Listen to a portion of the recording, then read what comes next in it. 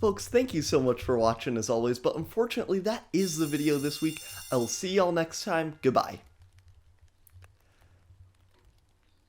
Okay, yeah, this is a bit. You will beware. You're in for a scare.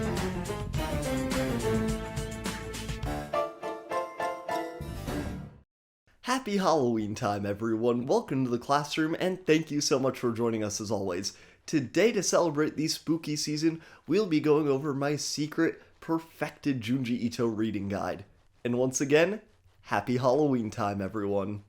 Every year, people scramble to put together some sort of list of things to watch, play, maybe even read before the Halloween season is over. It's basically an impossible task. There is so much fun horror and spooky stuff out there, and that's before we get to the good, great, and even perfect.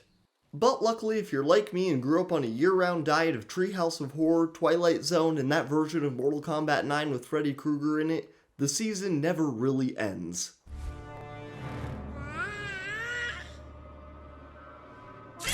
Cabal wins. Babality.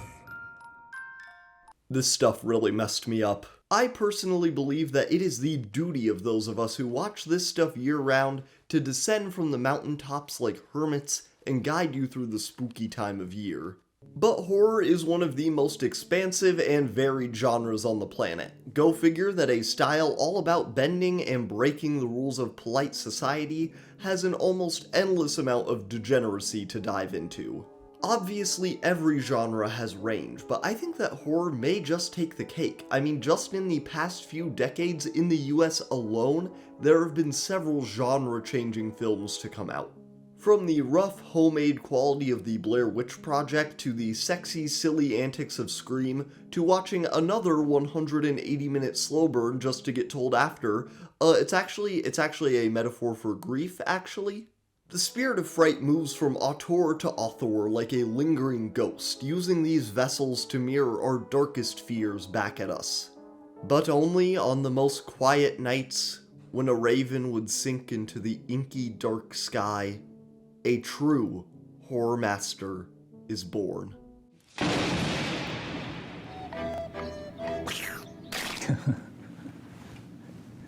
めちゃくちゃ怖いですね。 And then yeah. Yeah. Yeah, there we go. So we do the lift. Do a nay. We just go backwards. Yep. Right. Here in America, we really like our spooky stuff, from our massive haunted houses to our literal ghouls in Congress, but we are not alone. Spanish horror has its own conventions and norms, French cinema has had a hand in the genre, and Italian horror expresses the horror of being Italian. But the only other country that actually gives America a run for its money, just like with food, video games, TV, and war crimes, is Japan, and the master of Japanese horror is Junji Ito. Man, that intro was almost so long, it's like scary. I totally didn't just let this video get away from me. But anyways, let's get right into our perfected Junji Ito reading guide. Now, while Ito may be the absolute king of Japanese horror, he didn't get there alone. Other authors like Kazuo Umezu and directors like Hideo Nakata, most famous for Ringu or Ring in the US, paved the paths Ito would later sprint through. Ito has a mastery over line work, shading, and just a pure horrific imagination like I have never seen in my life. Speaking of this incredible line work, the best place to start may just be Uzumaki, the tale of a town infected by the pranks of this whiskered little shit trying to become I mean by the mesmerizing nature of the spiral. Uzumaki may just be Ito's most famous work to date, and in my opinion, probably his best. Also, while I will be mostly using footage from the Ito animated collections while I talk about his manga, do not go watch the Ito animated collections. It's a quick but hypnotizing read, and the power of the spiral will warp the story in ways you could never predict, with near flawless art there to portray it. But if you're not feeling something that abstract and have a particular love of killer ladies, femme fatales, murder women, there's only one place to turn.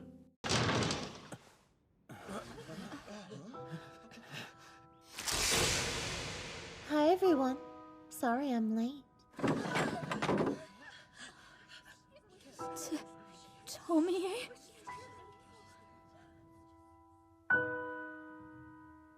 Now, the only reason why I said Uzumaki may be Ito's most famous work is because of this chick right here. Tomie has become an icon on and off the page as well as the premier man-eating femcel.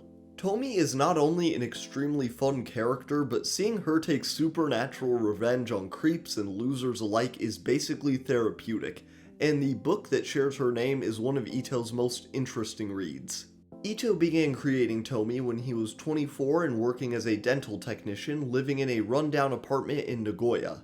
In the opening stories, while the character writing and plot still has the B or C movie quality that makes Ito's work so fun, the art is significantly less developed. But as you read, you see Ito not only get better but more confident as well, as he challenges himself to draw more complex and varied scenes, locations, and characters.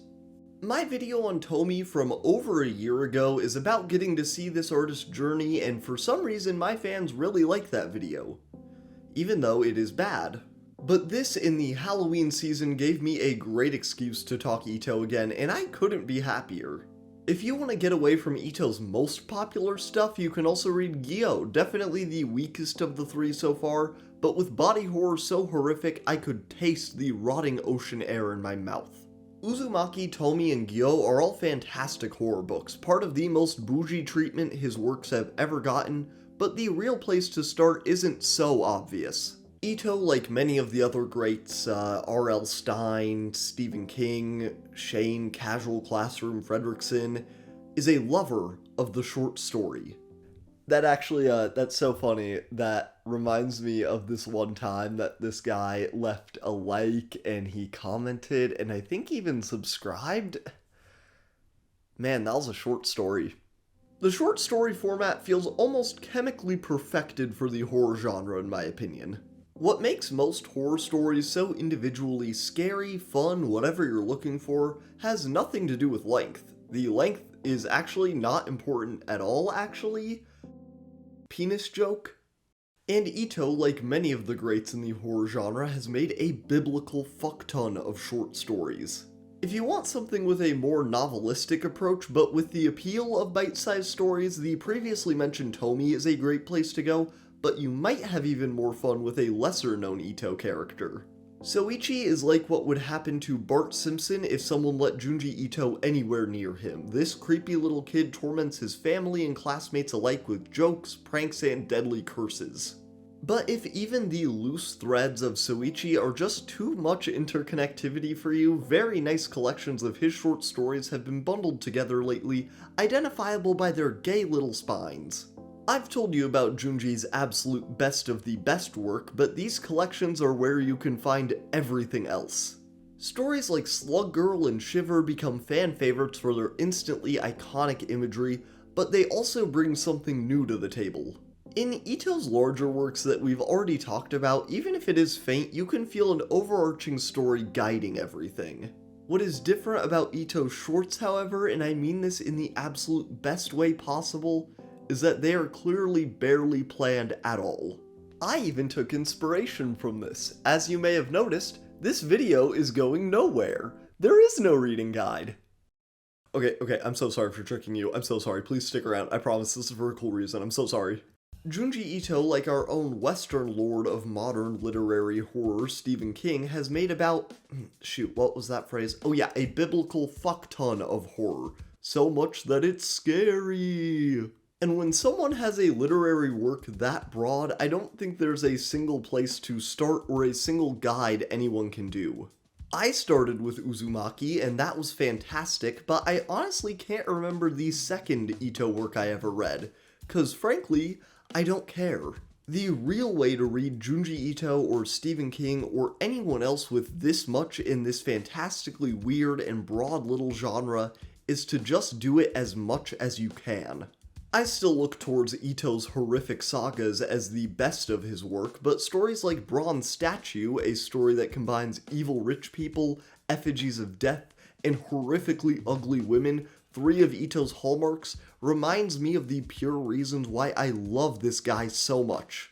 Because for me, while the best of Junji Ito includes the stuff you would expect certainly, it also includes things like Cat Diary, a heartwarming autobiographical manga about the artist's struggles living with pets, and I guarantee you're not finding that on any reading lists.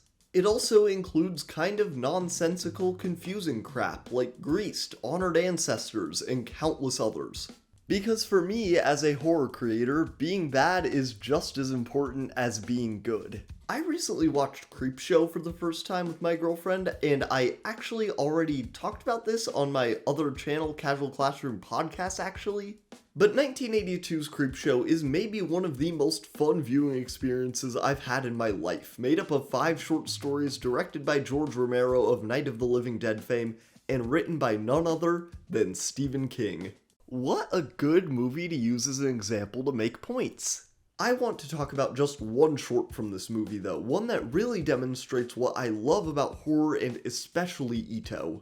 Something to tide you over, or as I like to call it, Murder Beach. The first half of the short is a masterclass in tension and intrigue as a man is drowned by the encroaching tide, killed by a cold, calculating businessman. Watching him execute his plan is sickening and disheartening, played quiet and slowly with the man mocking his victims. My girlfriend and I could not look away. We were, just like the man in the story, completely captivated.